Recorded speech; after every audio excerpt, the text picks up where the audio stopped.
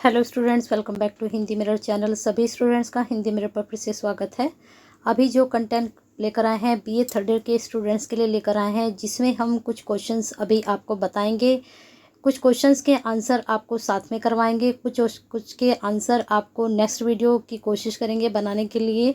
आपके लिए रात तक अगर नहीं हो पाई तो कल आपके लिए ज़रूर अपलोड कर देंगे, क्योंकि परसों आपका पेपर है। चलिए बेस्ट विशेस के साथ शुरू कर देते हैं। आपका जो है क्या क्या कंटेंट आज हम क्वेश्चंस में लेकर आए हैं। तो यहाँ पर आप देख सकते हैं कि जो आपको क्वेश्चंस दिखाई दे रहा है, संचार को परिभाषित कीजिए, संचार प्रक्रिया के मुख्य तत्व बताइए, संचार के जो मुख्य प्रकार हैं स्वरूपों को समझाइए। तो इसमें थोड़ा बहुत मैं आपको क्लियर कर देती हूँ, लेकिन इसको आप ज़रूर तैयार कर लीजिएगा आंसर को, क्वेश्चन के आंसर को, क्योंकि यहाँ से आपका क्वेश्चन बन सकता है। और आप ही बने रहिए हिंदी मिरर के साथ। अभी तक चैनल को सब्सक्राइब नहीं किया तो कर लीजिए, और बेल आइकन हिट कर दीजिए, और लाइक कर दीजिए, और शेयर कर दीजिए। वीडियो शुरू हो चुकी है। आप जैसे बहुत से स्टूडेंट्स हैं बीए थर्ड ईयर के जो हिंदी की तैयारी कर रहे होंगे, आपके एक शेयर करने से उन तक ये वीडियो पहुँच सकती है। अब यहाँ पर जो संचार को परिभाषित किया गया है, संचार का अर्थ होता है बहना। यह संस्कृत के चर धातु से निःसृत हुआ है, यानी कि बना हुआ है। चर का अभिप्राय है चलना, इसके लिए आपका कम्युनिकेशन शब्द का प्रयोग होता है। चलते हैं नेक्स्ट पेज पर। नेक्स्ट पेज में इसमें बताया गया है, कुछ विद्वानों ने संचार की जो आपको डेफिनेशन दी है, यहाँ आप देख सकते हैं। उन्होंने कहा है कि संकेतों द्वारा बोले जाने वाला जो संप्रेषण है वही संचार है। संचार वह प्रक्रिया है जिसके द्वारा स्रोत से श्रोता तक संदेश पहुंचता है। अब जैसे आपने किसी चीज़ को सुना, जैसे पत्र के द्वारा आपने संचार किया किसी दूसरे से, या आपने कभी अपनी बात किसी फ़ोन से की हो, तो वो क्या है, आपका स्रोत होता है, माध्यम होता है। ठीक है, वह सभी तरीके जिनके द्वारा एक मनुष्य दूसरे मनुष्य को प्रभावित कर सकता है, वही संचार है। ठीक है, संचार प्रक्रिया के तत्व कौन कौन से होते हैं, जैसे कि मैंने अभी आपको बताया था। एक तो संचारक, यानी कि जो अपना संदेश दे रहा है, एक उसका संदेश हो गया, एक प्रापक यानी कि उसको पाने वाला। संचारक अपने प्रयत्नों के माध्यम से संदेश को चिन्हों द्वारा प्रापक को भेजता है, यानी कि जो प्राप्त कर रहा है उस संचार को उसको भेजता है। वह अपनी क्षमता प्राप्त संदेश के कोड के अनुसार उसे पढ़ता है, परंतु फिर भी इन दोनों के अलावा संचार प्रक्रिया तब तक पूरी नहीं होती है जब तक वह अपना फीडबैक यानी कि प्रतिक्रिया वापस ना करे। ठीक है, तो पहले आपका सेंडर आ चुका है यहाँ पर, फिर मैसेज आ चुका, फिर यहाँ पर चैनल आ चुका, फिर जो प्राप्त करने वाला था डिकोडर वो आ चुका, फिर इफेक्ट यानी कि प्रभाव, और उसके बाद उसने फीडबैक किया और दोबारा से फिर ये घूमकर इसी के पास आ गया। तो ये एक प्रक्रिया होती है, जैसे ऐसे ये चलती है। यहाँ पर आपका संचारक, फिर यहाँ पर मीडियम हो गया, फिर ये माध्यम हो गया, फिर आपने यहाँ पर डिकोडर के पास पहुँच गया, फिर उसने दोबारा से आपको जो है रिप्लाई किया, वो दोबारा फिर आपके पास आ गया।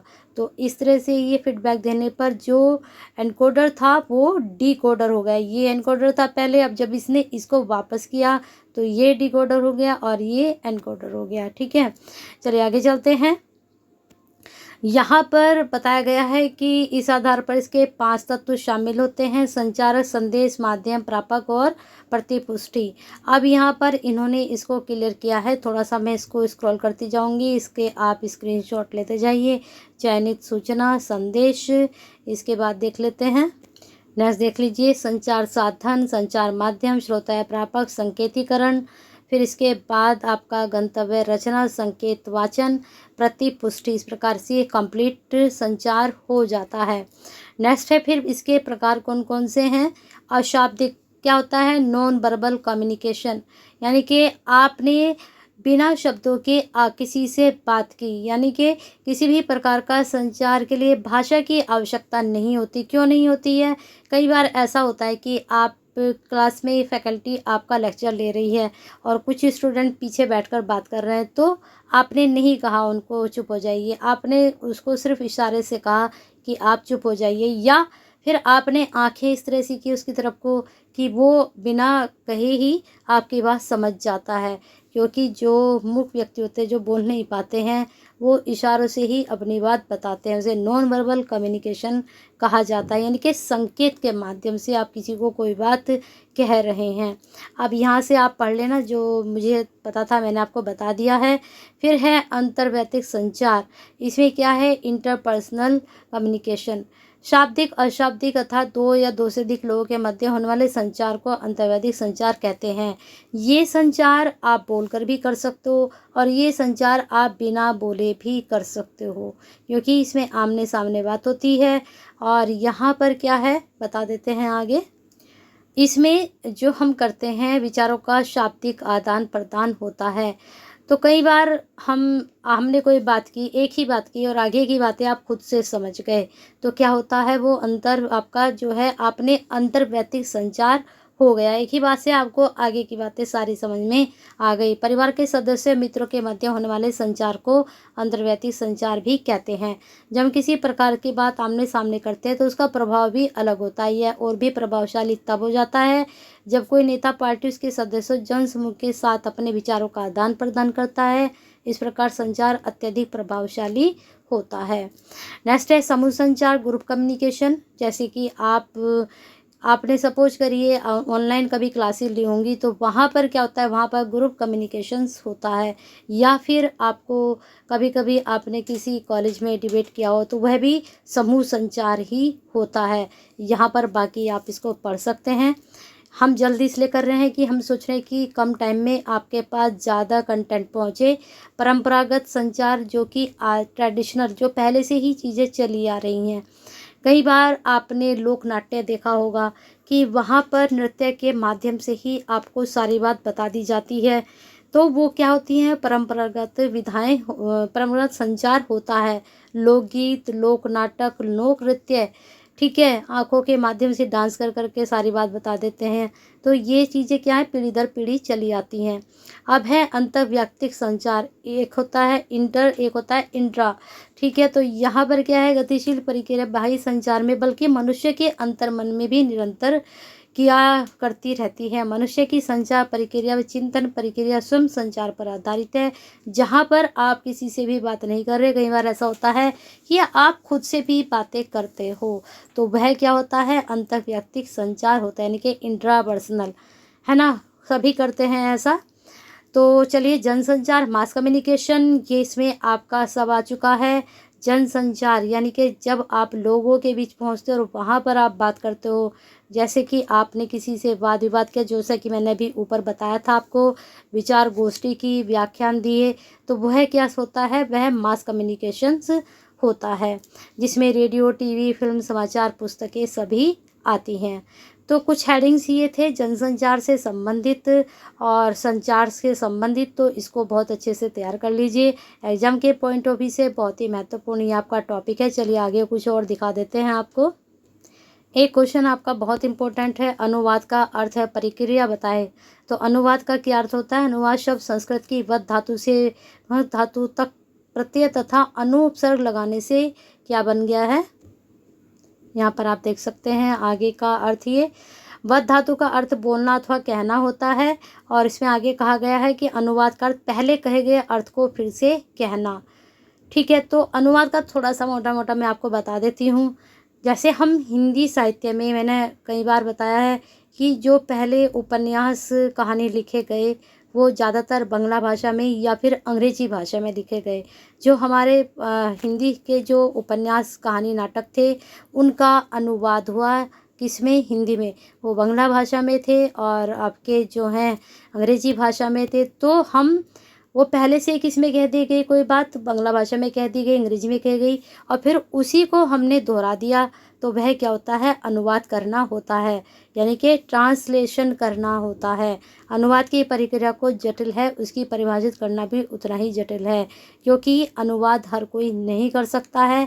अनुवाद करने के लिए आपको भाषाविद होना पड़ता है, विद्वान होना पड़ता है, तभी आपको बांग्ला आनी चाहिए, आपको इंग्लिश आनी चाहिए।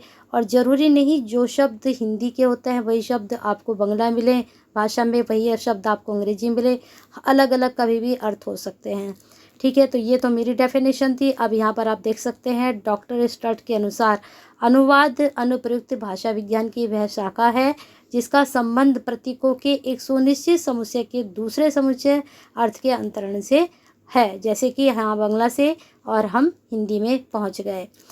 स्मिथ के अनुसार अर्थ को बनाए रखते हुए अन्य भाषा में अंतरण करना अनुवाद है। यानी कि जो हम अनुवाद कर रहे हैं, किसी कविता का सपोज हमने अनुवाद किया तो वह अपना अर्थ भी ना खोए और हम उसका अनुवाद हिंदी में कर दें।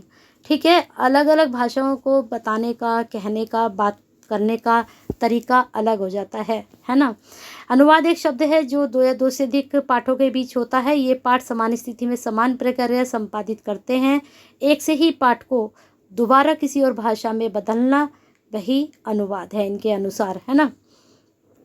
अब अनुवाद की प्रक्रिया देख लेते हैं। अनुवाद प्रक्रिया जो होती है, विद्वानों ने गंभीरतापूर्वक चिंतन मनन किया, उसमें नायडा और न्यूयॉर्क के विचार अधिक चर्चित हैं। यहाँ इन दोनों विद्वानों द्वारा प्रस्तावित प्रारूप पर प्रकाश डाला जा रहा है। नायडा अनुवाद की एक वैज्ञानिक तकनीक के रूप में स्वीकार करते हैं। उनके अनुसार अनुवाद भाषा विज्ञान का एक अनुप्रयुक्त पक्ष है, अतः अनुवाद प्रक्रिया के प्रयोग आवश्यक। उनके अनुसार अनुवाद प्रक्रिया 3 सोपान होते हैं। पहले आप जिसका अनुवाद कर रहे हैं उसका विश्लेषण बहुत ज़रूरी है, फिर उसका अंतरण बहुत ज़रूरी है, फिर उसका पुनर्गठन जब आप कर रहे हैं तो उसका भी आपको ध्यान रखना है। ठीक है, यहाँ पर देख लीजिए किन किन सोपानों से हमने गुजरना होता है। पहले तो जिसमें आपको अनुवाद करना है वह आपके पास भाषा होनी चाहिए, फिर जिसका अनुवाद करना है वो मूल पाठ होना चाहिए, फिर आपको जो अनुदित उसको करना है वह होना चाहिए, फिर जो मूल पाठ है उसका आपको विश्लेषण करना है कि किस प्रकार से वो लिखा गया है। ठीक है, फिर उसका आप पुनर्गठन करेंगे और फिर उसका अंतरण हो जाएगा, यानी कि वो पढ़ने लायक किसी के पास पहुंचने लायक हो जाएगा। अब यहाँ विश्लेषण क्या है, यहाँ पर आप डेफिनेशन इसकी देख सकते हैं। थोड़ी डेफिनेशन यहाँ पर है, इसको आप चेक कर लीजिए, स्क्रीनशॉट ले लीजिए। फिर अंतरण है, अंतरण को यहाँ पढ़ लीजिए। फिर है पुनर्गठन, तीसरा सोपान जो है पुनर्गठन का होता है। कोई चीज़ आपने अंतरण की, उसको सीखा अच्छे से, फिर उसको आपने अंतरण कर दिया, उसको बदल दिया, फिर उसका पुनर्गठन हो चुका है। ठीक है, ये सब आपके सामने है, स्क्रीनशॉट लेके इसको अच्छे से पढ़ लीजिए। बहुत लेंथी वीडियो जाएगी अगर मैं समझाऊंगी। मैं सोच रही ज़्यादा से ज़्यादा टॉपिक आप तक पहुंचा दूं। अगला टॉपिक देख लेते हैं। एक क्वेश्चन आपका बन सकता है, आशु अनुवाद से क्या तात्पर्य है। अभी आपने अनुवाद पढ़ा, अब आशु अनुवाद क्या होता है। अब देख लीजिए आशु अनुवाद क्या है। कभी कभी दो विभिन्न भाषाओं के बीच कोई व्यक्ति भाषा माध्यम बनता है और उनकी आपसी बातचीत को अपनी 2 अथवा अधिक भाषाओं के ज्ञान के कारण तुरंत ही एक दूसरे के सम्मुख ही उनकी वार्ता का मूल भाव है सहमति अथवा असहमति के मुद्दों से उन्हीं की भाषा में अनुवाद प्रस्तुत कर देता है। इस तरह के अनुवाद को हम आशु अनुवाद कहते हैं। आशु का मतलब क्या होता है, छोटा, यानी कि बहुत ही कम समय में उसको साथ के साथ बदल देना, तो वह क्या होता है, आशु अनुवाद होता है। कई बार ऐसा होता है कि नेता जो लोग होते हैं उनकी भाषा हिंदी होती है, वह इंग्लिश नहीं जानते हैं, और सामने आपके दूसरा जो नेता है वो इंग्लिश का है, वो सिर्फ इंग्लिश बोलने जानता है, तो साथ में ट्रांसलेशन करने वाले खड़े रहते हैं और वो साथ के साथ आपको ट्रांसलेट करके बता देते हैं साथ के साथ। तो वह क्या होता है, आशु अनुवाद होता है, शीघ्र अनुवाद करना। इसकी प्रक्रिया आशुलिपि जैसी नहीं है, जिसमें आशुलिपि संकेतों में किसी कथन को अपनी डायरी में नोट करता है जैसे कि शॉर्ट हैंड, लेकिन वो ऐसा नहीं है। उसके बाद उसे पूर्ण रूप से टंकित करता है, यानी कि उसको टाइप करता है। आशु अनुवाद में एक भाषा के माध्यम को तत्काल किसी दूसरी भाषा अथवा कई भाषाओं में मौखिक रूप से प्रस्तुत किया जाता है। अनुवाद का रूढ़ अर्थ किसी भी भाषा को लिखित, टंकित या मुद्रित सामग्री को दूसरी भाषा में लिखित रूप में प्रस्तुत करता है। लेकिन आशु अनुवाद क्या है, वह प्रक्रिया कागज कलम की ना होकर मौखिक होती है। आशु अनुवाद से तात्पर्य है किसी भाषा में कही गई भाषा को श्रोताओं तक संप्रेषित करने के लिए दूसरी भाषा में प्रस्तुत करना। अब बस थोड़ा सा मैंने आपको ऐसा मोटा हिसाब बता दिया है कि आपको कोई भाषा नहीं आती है और आपके सामने बीच में कोई दूसरा व्यक्ति है, तीसरा कोई व्यक्ति है, तीसरे आदमी से आप बात कर रहे हो, बीच वाला जो व्यक्ति है वो आपको ट्रांसलेट कर दे रहा है, तो वही आशु अनुवाद है। अब यहाँ पर आशु अनुवाद की मुख्य 2 प्रक्रिया है। जब किसी सम्मेलन या सभा समारोह में व्याख्यान का उसी एक से अधिक भाषाओं में अनुवाद प्रस्तुत किया जा रहा है, तत्काल आशु अनुवाद कहते हैं। जब 2 व्यक्तियों के बीच वार्तालाप को बारी बारी से, तो आप देख लीजिए यहीं पर एक दूसरे की भाषा में उनके कथन के तुरंत बाद अनुदित किया जाता है, उसे निरंतर क्रमिक आशु का अनुवाद कहा जाता है। इसे ही आशु अनुवाद भी कहते हैं। आशु अनुवाद के क्षेत्र कौन कौन से हैं? सभी सम्मेलनों में, जैसे कि मैंने अभी आपको बताया था कि अगर आप बाहर के देश में जा रहे हैं तो सभी लैंग्वेज नहीं आती हैं, तो वहाँ पर कौन कार्य करते हैं? जो आशु अनुवादक होते हैं वही यही काम करते हैं।